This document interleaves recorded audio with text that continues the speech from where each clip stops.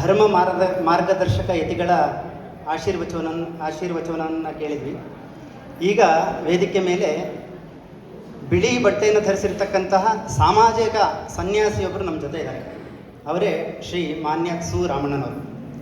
ಮೂಲತಃ ಮೈಸೂರಿನವರಾದ ಇವರು 1963ರಲ್ಲಿ ಇಂಜಿನಿಯರಿಂಗ್ ಪದವಿ ಪಡೆದ ನಂತರ ರಾಷ್ಟ್ರೀಯ ಸ್ವಯಂ ಸೇವಕ ಸಂಘದ ಪ್ರಚಾರಕರಾಗಿ ಹೊರಟರು.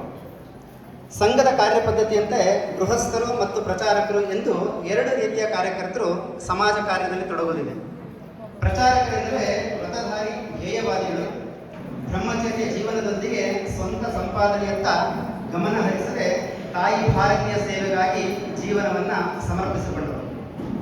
ಅಂದರೆ ಈಗ ಅವರು 63 ವರ್ಷಗಳಿಂದ ಸಂಘದ ಪ್ರಚಾರಕರು. ಸಂಘದ ಅನೇಕ ಪ್ರಮುಖ ಜವಾಬ್ದಾರಿಗಳನ್ನು ನಿರ್ವಹಿಸಿದ್ದಾರೆ.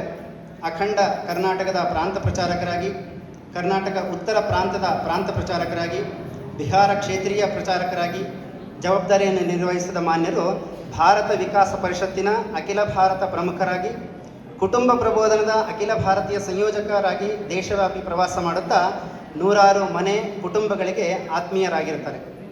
ಪ್ರಸ್ತುತ ಹುಬ್ಬಳ್ಳಿಯನ್ನು ಕೇಂದ್ರವಾಗಿಟ್ಟುಕೊಂಡು ಕರ್ನಾಟಕದ ಹಿರಿಯ ಪ್ರಚಾರಕರಾಗಿ ಕಾರ್ಯಕರ್ತರು ಮತ್ತು ಸಮಾಜ ಬಾಂಧವರಿಗೆ ಮಾರ್ಗದರ್ಶನವನ್ನು ಮಾಡುವಲ್ಲಿ ನಿರತರಾಗಿದ್ದಾರೆ.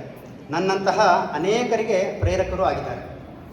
ಅವರ ಮಾತುಗಳು ಎಷ್ಟು ಪರಿಣಾಮಕಾರಿಯಾಗಿ ನೇರವಾಗಿ ಹೃದಯವನ್ನು ಮುಟ್ಟುತ್ತವೆಯೋ ಹಾಗೆಯೇ ಸು ರಾಮಣ್ಣನವರು ಉತ್ತಮ ಹಾಡುಗಾರರೂ ಆಗಿದ್ದಾರೆ. ಅವರ ಕಂಚಿನ ಕಂಠಕ್ಕೆ ಮಾರು ಹೋಗದೇ ಇರುವವರು ತುಂಬ ವಿರಳ.